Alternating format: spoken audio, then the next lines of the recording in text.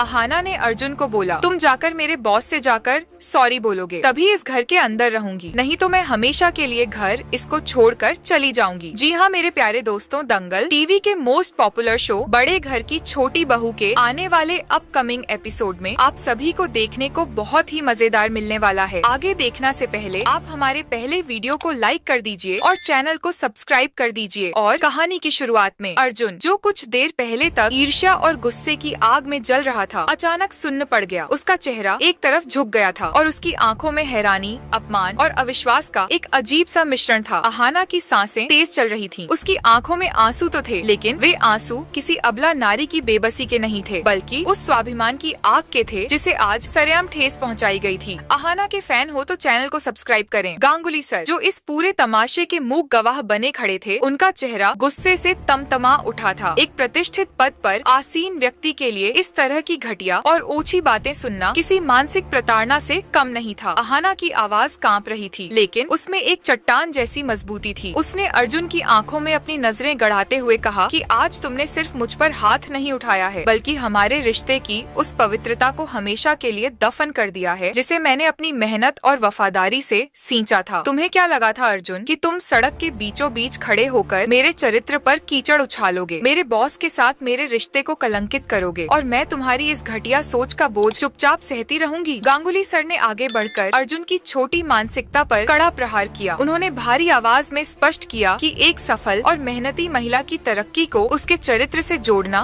तुम्हारी परवरिश पर सवाल उठाता है। उन्होंने बताया कि गाड़ी खराब होने और समय की कमी के कारण अहाना उनके साथ प्रेजेंटेशन के लिए जा रही थी, जो कि पूरी तरह प्रोफेशनल था, लेकिन अर्जुन का दिमाग पोल्टू जैसे स्वार्थी लोगों के जहर से इतना भर चुका था कि उसे अपनी पत्नी की वफादारी की जगह दूसरों की अफवाहों पर ज्यादा भरोसा होने लगा। अर्जुन ने कुछ बोलने के लिए अपना गला साफ किया, लेकिन उसके शब्द उसके हलक में ही फंस कर रह गए। उसे धीरे धीरे इस बात का एहसास होने लगा कि उसने न केवल अपनी पत्नी का अपमान किया है, बल्कि सरेआम अपनी ही इज्जत का तमाशा बना दिया है। आसपास जमा भीड़ की फुसफुसाहट उसे कांटों की तरह चुभ रही थी। लोग बातें कर रहे थे कि कैसे एक शक करने वाले पति ने अपनी ही गृहस्थी में आग लगा ली। अहाना ने अपनी आंखें पोंछी और गांगुली सर से हाथ जोड़कर माफी मांगी कि उन्हें उसकी निजी जिंदगी के इस ड्रामे का हिस्सा बनना पड़ा। इसके बाद वह बिना पीछे मुड़े पैदल ही वहाँ से चल दी, मानो उसने पीछे मुड़कर अपने अतीत को देखना हमेशा के लिए छोड़ दिया हो। अर्जुन उसे आवाजें देता रहा, उसके पीछे भागने की कोशिश की, लेकिन अहाना के कदम अब किसी और मंजिल की ओर बढ़ चुके थे। अहाना के फैन हो तो चैनल को सब्सक्राइब करें। कहानी में असली मोड़ तब आया जब अहाना घर पहुंची। वशिष्ठ परिवार की छोटी बहू होने के नाते उस पर पहले से ही कई सामाजिक पाबंदियां थीं और यह घटना किसी जंगल की आग की तरह घर के बड़ों तक पहुंच चुकी थी। जैसे ही अहाना ने घर की दहलीज पर कदम रखा, अर्जुन की माँ यानी उसकी सासू माँ हॉल में एक न्यायाधीश की तरह बैठी मिली। अहाना के अंदर घुसते ही तानों की बौछार शुरू हो गई। सासू माँ का कड़क लहजा घर की दीवारों को हिला रहा था। उनका कहना था कि उन्होंने पहले ही आगाह किया था कि इस घर की बहुएं बाहर काम करने नहीं जाएंगी, क्योंकि बाहर की आजादी औरतों के पैर जमीन से उठा देती है। उन्होंने अहाना को ही इस पूरे तमाशे की जड़ करार दिया। अहाना सब कुछ चुपचाप सुनती रही, लेकिन उसका मौन उसकी कमजोरी नहीं, बल्कि उसके अंदर उठने वाले उस तूफान की शांति थी जो जल्द ही सब कुछ तहस नहस करने वाला था। वह जानती थी कि अगर आज उसने घुटने टेक दिए तो वह उम्र भर के लिए एक अपराधी बन जाएगी। इसी बीच अर्जुन घर आता है, जो अंदर से पूरी तरह टूट चुका है। उसे रह रहकर पोल्टू की वे जहरीली बातें याद आ रही थीं, जिन्होंने उसे उकसाया था। उसे अपनी माँ की वे बातें भी याद आ रही थीं, जिन्होंने कभी अहाना के करियर का समर्थन नहीं किया। शाम होते होते घर का माहौल